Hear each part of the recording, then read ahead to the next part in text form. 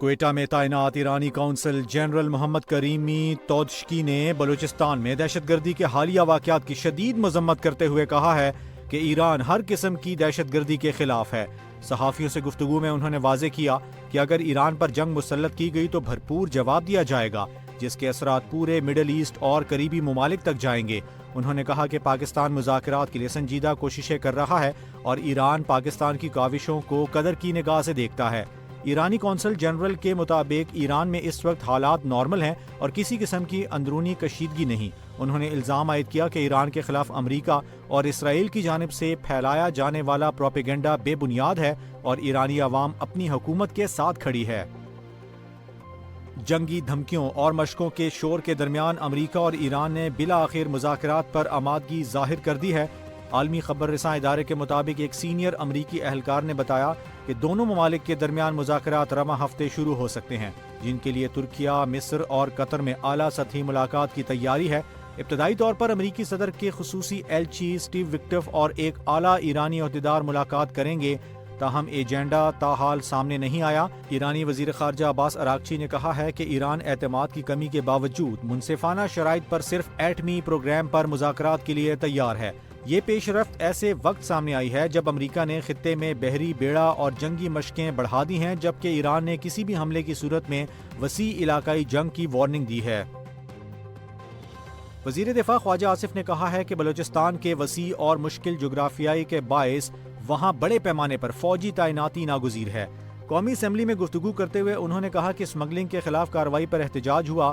یہ نام نہاد تحریکیں دراصل کاروباری نقصانات کے ازالے کے لیے چلائی جا رہی ہیں۔ خواجہ آصف کے مطابق BLA کے نام پر جرائم پیشہ عناصر اسمگلرز کو تحفظ دے رہے ہیں اور قبائلی بیوروکریسی اور علیحدگی پسند عناصر کا گٹھ جوڑ موجود ہے۔ انہوں نے بتایا کہ حالیہ دنوں میں 177 دہشت گرد مارے گئے، جبکہ 16 سیکیورٹی اہلکار اور 33 شہری شہید ہوئے۔ وزیر دفاع نے کہا کہ بلوچستان میں اسکول، کالجز، اسپتال اور ایئرپورٹس کی تعداد بڑی ہے۔ احساس محرومی کا بیانیہ جان بوجھ کر بنایا جاتا ہے۔ پنجاب حکومت نے لاہور کے ساتھ فیصل آباد، قصور، شیخوپورہ اور ملتان میں بھی پتنگ سازی کے سامان کی تیاری کی اجازت دے دی ہے۔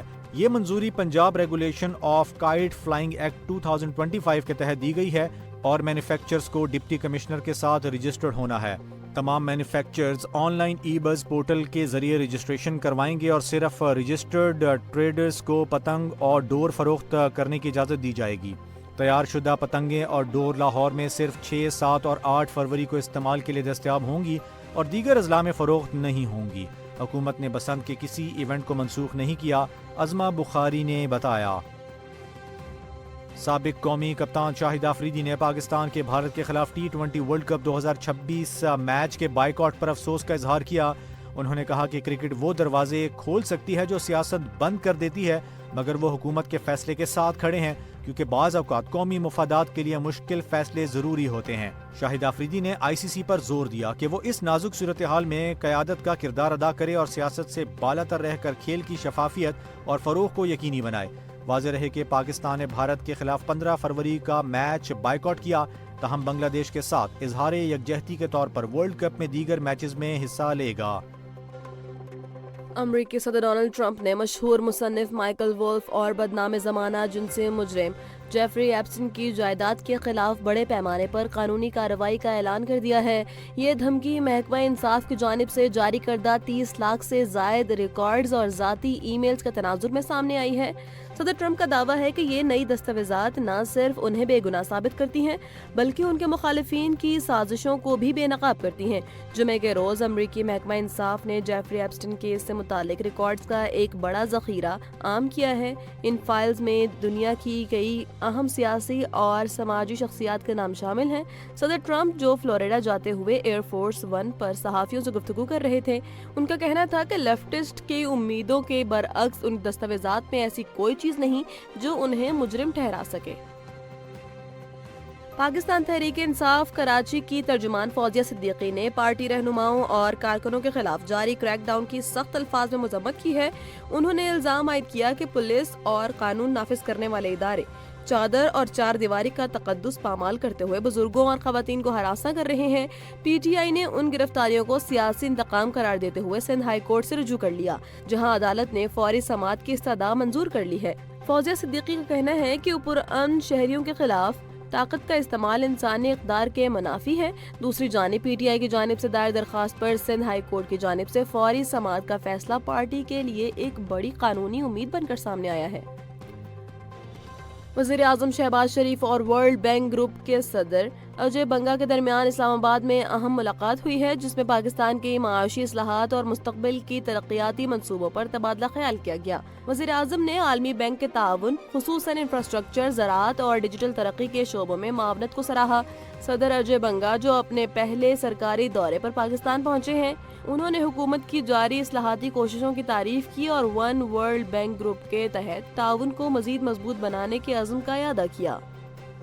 T20 ورلڈ کپ 2026 میں پاکستان کی جانب سے بھارت کے خلاف میچ کے بائیکاٹ کے فیصلے نے اب بھارت سیاست میں بھی ہلچل مچا دی ہے۔ بھارتی کانگریس کے سینئر رہنما اور رکن پارلیمنٹ ششی تھرور نے اس فیصلے کو بھارت کے لیے ایک ویک اپ کال قرار دے دیا ہے۔ پاکستان کا یہ غیر معمولی فیصلہ بنگلہ دیشی کرکٹر مستفیض الرحمان کے ساتھ ہونے والے سلوک اور بنگلہ دیش سے اظہار یکجہتی کے تناظر میں سامنے آیا ہے۔ پاکستان کرکٹ بورڈ نے واضح کیا کہ وہ ٹورنامنٹ سے دستبردار نہیں ہو رہا، بلکہ صرف ایک مخصوص میچ کا بائیکاٹ کرنا اپنا سیاسی اور سفارتی احتجاج ریکارڈ کروا رہا ہے۔ ششی تھرور کے مطابق اس طرح کے اقدامات سے ثابت ہوتا ہے کہ کھیلوں کے میدان میں سیاسی فیصلوں کے اثرات اب عالمی سطح پر مرتب ہو رہے ہیں، جو کہ کرکٹ کی ساکھ کے لیے بہتر نہیں ہے۔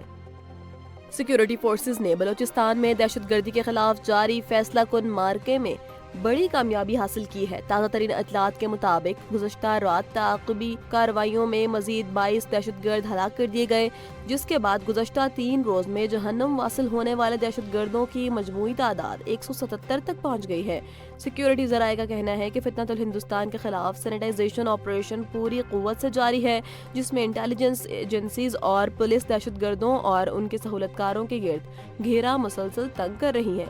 فورسز کا عزم ہے کہ جب تک ریاست دشمن عناصر کا مکمل خاتمہ نہیں ہو جاتا، یہ آپریشن جاری رہیں گے۔